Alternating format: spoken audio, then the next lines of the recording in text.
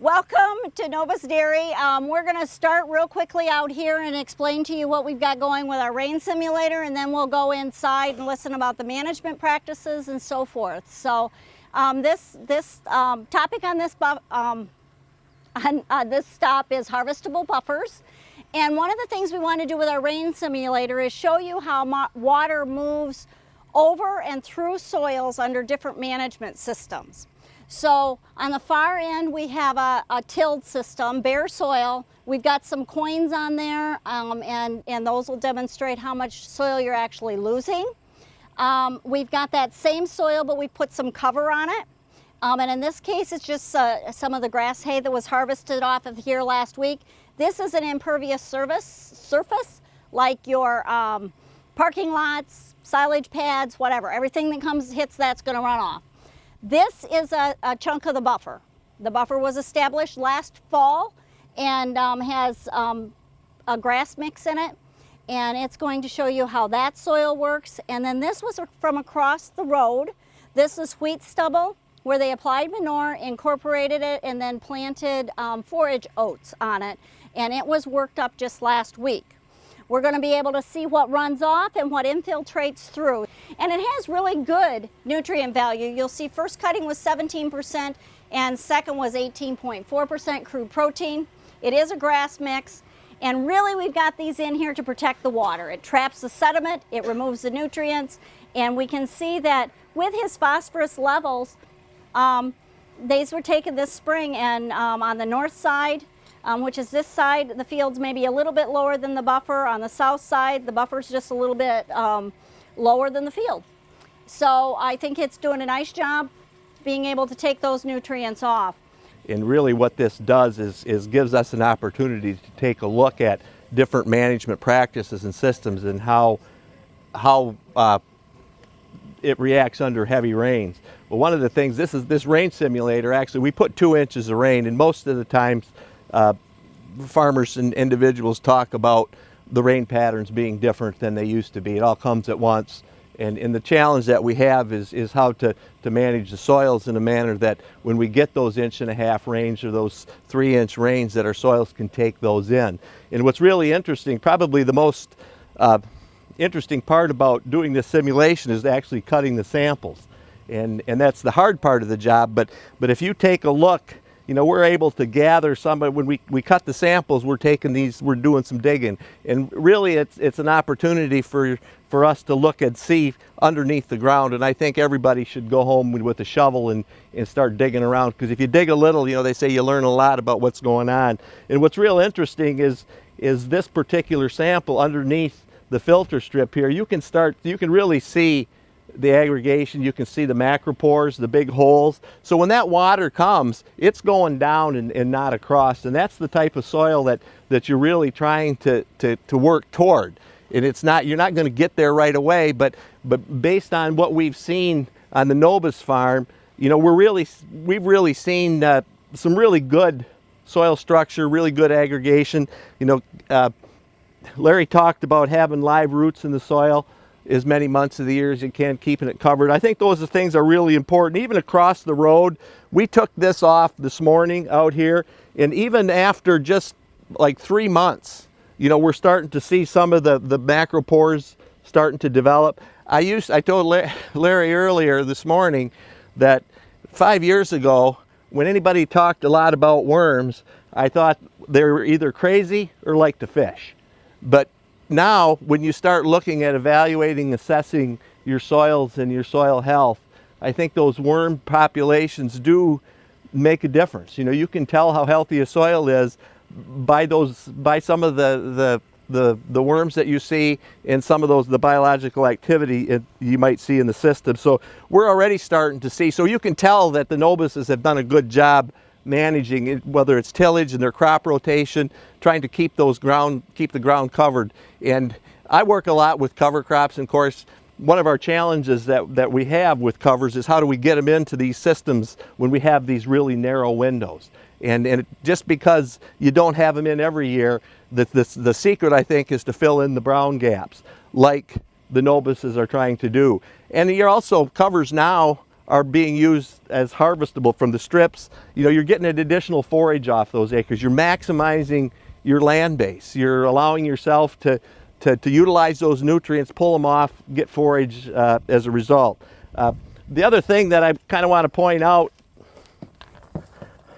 from a rooting standpoint and a soil health standpoint, it's always nice to take a look at what's going on underneath. Now this here actually came right out of the bank. So you can see the fibrous roots. If you're trying to build your organic matter, you need to do it with the fibrous root type of crop. And you can start to see when they talk about the soil health and the aggregation and why you should have the live roots, you can start seeing how all that rhizosphere around those roots, all that microbial activity, how they create those glues, sugars, that interchange and interaction. This is how you see the aggregation start to develop in your soils. It's something that you need to work toward. It's something that you have to fit it into your system, whether it's how you do tillage, how you do crop rotations, and those types of things. But that's just kind of an example of what we saw when we started to dig these samples. It really is fascinating to see what you're seeing, and it works. That's the nice thing. It works, and that's where you can see it's really working. So here we've got about 2 inches of rain that was applied. This is probably more of an extreme event than we're going to get, more than we got yesterday. Yesterday was a 1/4 inch in about the same amount of time. But this is 2 inches in a really short period of time. Pretty heavy rain. Big droplets. They're what, 35 miles an hour? Roughly. And so they're putting a lot of pressure on this ground, moving a lot of soil, and that's why we try to put some of those management practices in place. Anything surprise you from what we had talked about before? Anybody? It's amazing how much just the cover cleaned it up. Just having a little bit of cover on Just top. a little bit of cover And less cleaned it water. up and allowed more to absorb. We know the impervious surface, nothing soaked in, right? So how does the amount that came off there compare to the amount that come off here? So fluffing that soil up didn't necessarily make it absorb that rain any better. So if we're looking at trying to preserve this rain so that we've got good soil moisture from one rain to the next, this probably didn't do it for us. And we put our 6 cents worth here, and you can come up and see that there's a pedestal. You probably lost a 1/4 inch of topsoil in that. Now you have to realize that this is a really extreme event, but it's done to make a point. So we may not always have them this bad, but they will make a difference. Now down here we still had some come off, but it's pretty clean. It's probably the cleanest of all the ones that we have, and it is the least amount, and that's his buffer strip. And we talked about how that soil structure and the cover that's growing on top allow that to absorb more of that water. This was just worked last week, so that's got some, it has been worked. We did see some evidence of some good soil structure and some wormholes and stuff. It does have some residue, but we are seeing quite a bit of runoff on this one as well. That's different than what we saw the first time, and that's the trouble when you do demonstrations. You get what you get, and then you get to talk about them. I'm going to guess that there probably was a little bit more surface compaction on the top of that for whatever reason. You know, we could have walked on it. We tried not to, or whatever. But so that's what we've got. Paul, do we want to take this down now? Tell them about the pans underneath that's going to catch. Did you tell them how this works? No. The ones you're going to see now are the infiltration, and so they've got pans under there, and everything that infiltrated was directed to the bottles in the back. And I don't know what it looks like, so I gotta look at it. Hey. So I did get some infiltration on my impervious surface. But what we would have expected, our buffer has got a lot more infiltration. A lot of that water is going through, and that's going to help you to preserve that water, to filter that water. This is only the top couple inches of the soil profile. We know that there's going to be more storage the further you go. We also know that those macro pores can be a direct conduit to the tile lines. So Larry talked about managing his risk and how he does that with his different systems, and that's an important thing to know. You got to know what they can do and what they can't do, and know where your risks are and manage those.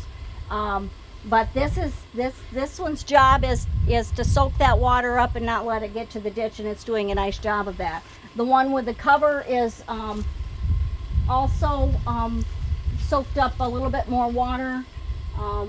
Actually, not very much ran through there either, but it didn't come off the top, so it must be soaking in a little bit better than what those other ones were. We know that phosphorus, we've got that phosphorus will travel, it will adhere to the soil particles and travel with that, and about half our bioavailable phosphorus is going to leave with the soil and make it to the water.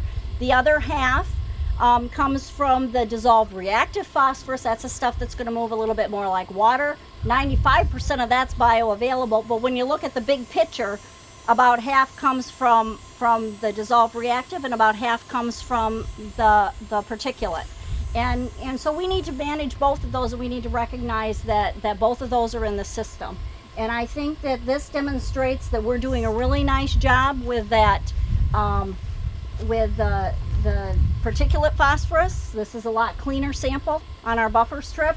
And I would argue that we're probably doing a much better job with the dissolved reactive phosphorus as well, because if it's moving with the water and that water's infiltrating and staying in that soil profile, then you aren't going to have it leaving your root zone. And so I think it meets several objectives for us. Quick introduction of some of the folks we have here. Paul Gross is my partner in digging for this simulator, and he's my colleague from Isabella County. And then we have, what happened to Ken? Ken left. Oh, there he is. Lost him in the crowd. Ken and Larry are partners on this farm, and I'll turn it over to Larry. Thank you for stopping in to visit us today, and I hope it's a learning experience for you. We're really happy to share what we've learned with harvestable filter strips over the years. And I'll tell you how we got started at this is that, I guess it was drummed into us by our dad and grandpa that, you've got to take care of the soil. And so, with crop rotation, manure management and everything, we started, trying to do a good job of that way back a long time ago. And, we just tried to build on it. The last thing we want is runoff. We do not want to discharge, and we'll do what we can do. We'll never be perfect, we know that. But we've always tried to approach things to do it on a preventative basis. And we wanted to do it with a common sense, least cost approach. And the filter strips fits right into that. We started this, well, we were in the, if you know our history, in the late 80s, early 90s, we were doing a lot of no-till. And it worked pretty darn good for 2-3 years, but then our livestock, our dairy operations started growing, so we had more manure that we needed to incorporate because we saw what was coming down the line. We had more traffic out there in the fields for harvesting trucks and so on and so forth. The other thing that we were experiencing with the no-till is drainage ditches, we're lucky that we have them on the farm because we have an outlet for our water. But, they don't go straight across, so it presents some problems and you have to farm around them. But when the fields were in corn soybean rotation, after the soybeans was harvested, we were just getting tremendous ditch bank erosion. And we put rock chutes in, and all that would do is the water would go a little bit further to the other side. Self-propelled windrower, and we thought we would be able to harvest it, cut it, and we were able to. Now we're using the mixture, and the simple reason we're using the mixture is we want it dense, and we want to keep a stand for a long time. Orchard gas seems to, after 5-6 years, you start losing it even sooner than that. So we started experimenting with the filter strips, and we like what we saw. And so we kept adding on to it. The first ones we had, heck, we were as wide as 150 feet. And we were taking a lot of land out of production. Go down to NRCS and talk to them and tell them what you're doing. They say, well, we've got a program for that. Well, okay, what's the program? Well, we'll cost share that, but you have to do this, this, and this. And part of it is that you were unable to harvest it until midway through the season because it basically is a wildlife program.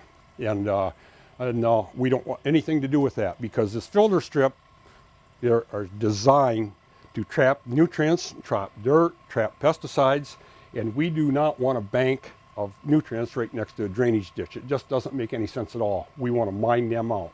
Besides which, we can't afford to leave all this ground out of production. And we've got to get full production. We've got to manage it so we can get a good production off of it.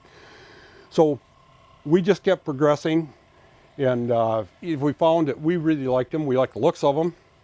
We've got 15 different filter strips, so it's like 15 different fields that we're harvesting. That's the only bad part about them.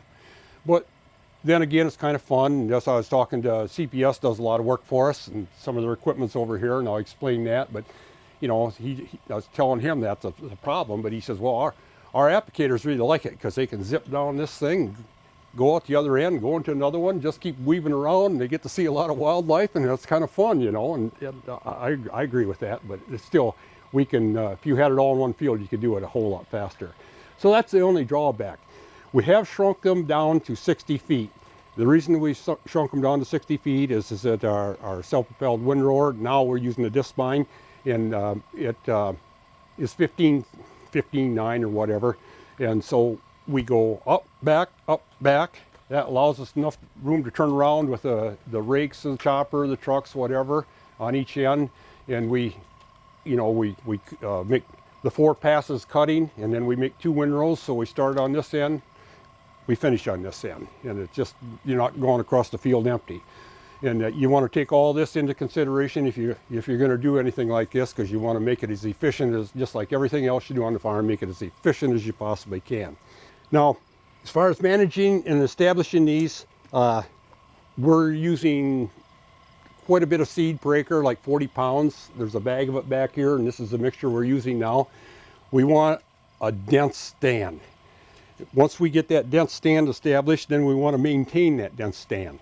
It's really, if you want to do a good job of filtering and you want a lot of roots down there, this will show what they do. If it does it like it did the last time, it really told a real good story. So it proved what I was talking about. But so what we do is we treat it just like a crop. We just put a maintenance fertilizer on this here. Is a small amount of nitrogen, 5-26-30, I think you said, Wes. It was a couple 100 pounds.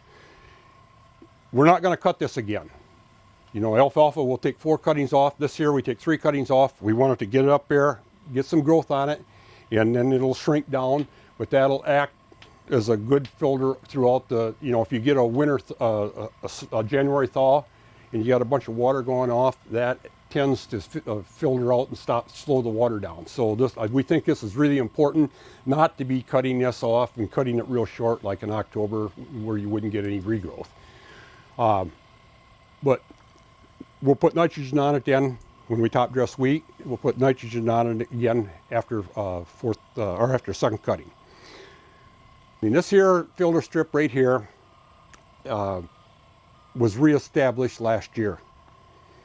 And the reason we reestablished it is because we'd purchased some ground down back here, and we had to put some tile in, so the tile lines were crossing it, so it made it very rough. And we just said, heck, we're just going to do kill it off, do some surface tillage, reestablish it.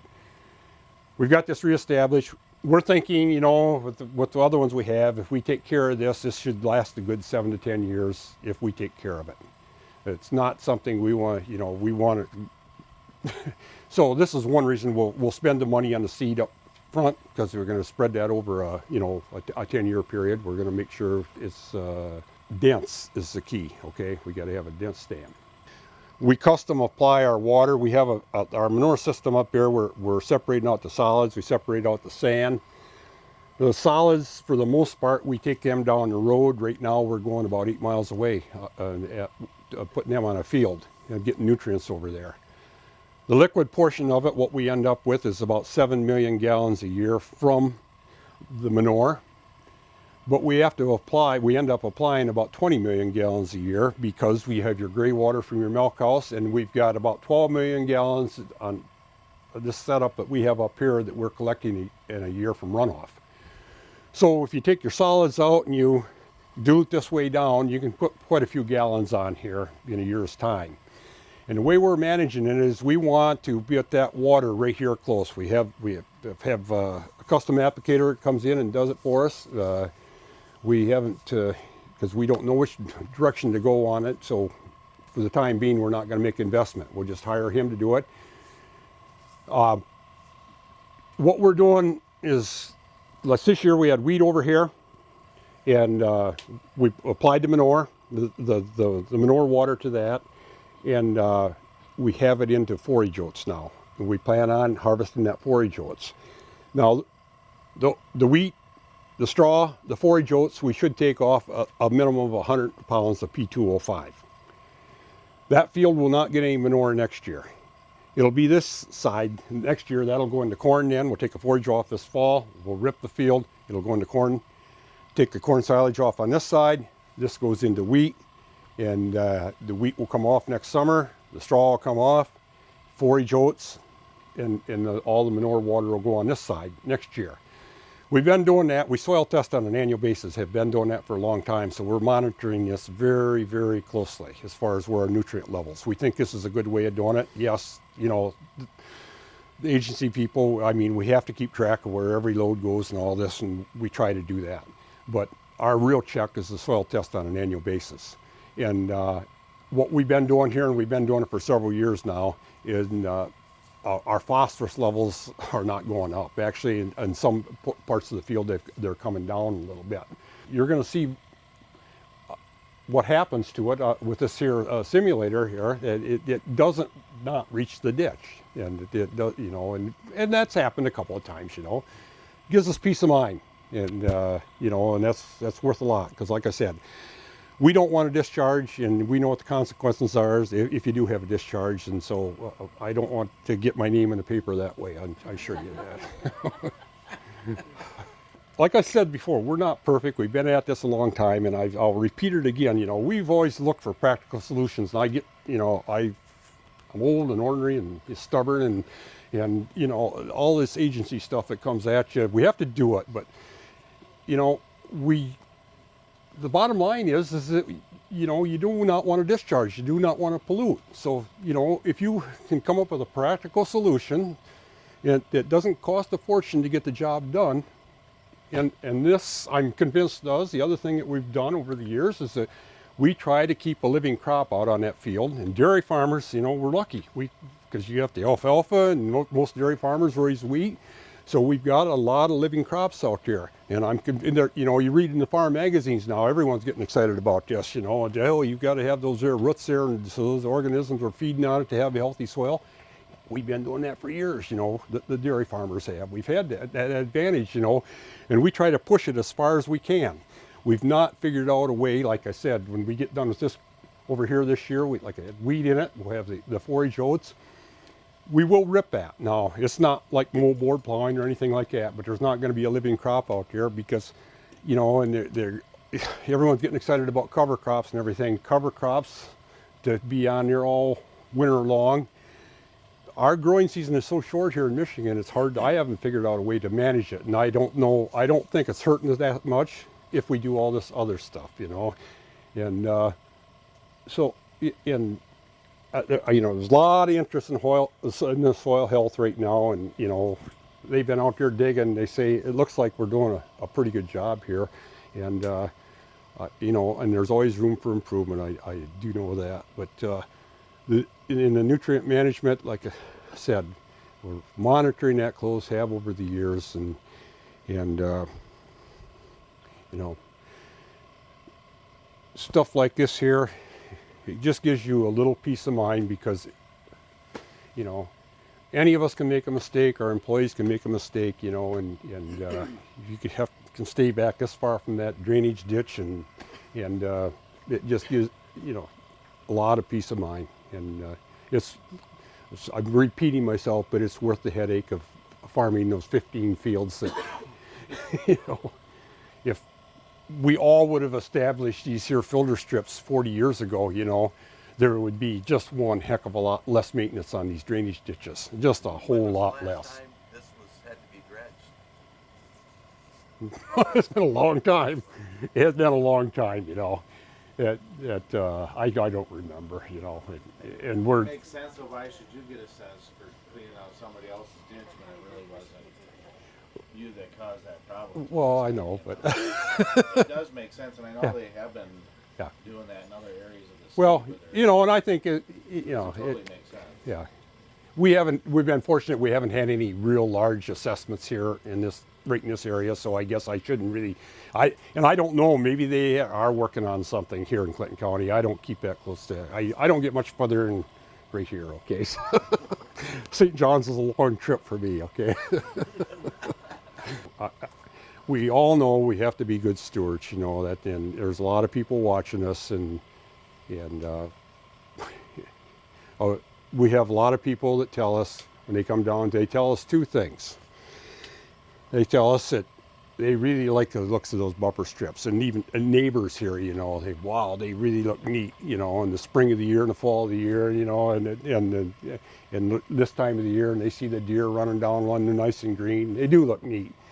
The other thing they tell us is that our manure doesn't stink like some of the others now. The only reason that is because we're separating out the solids, okay? And we get that comment a lot, you know, and it's not like, you know, I was fortunate enough to get away last week, and I went up to Petoskey for one night. But that morning I got up and walked along the lake, you know, and I got darn, you know, I usually walk down the road here. I said, this is a hell of a lot better up here than what it is walking down this road. I could notice the difference in the air.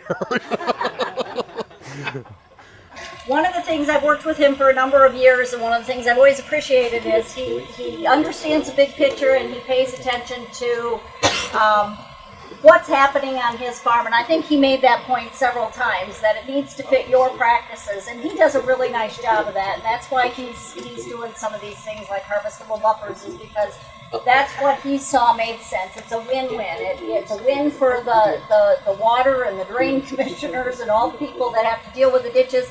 It's a win for him. He's got 60 acres that may be a little tough to manage, but he still gets a good feed off of those, and it's managing one of his risks. So I've always appreciated that, and my guess is, knowing Larry, he'll continue to do that.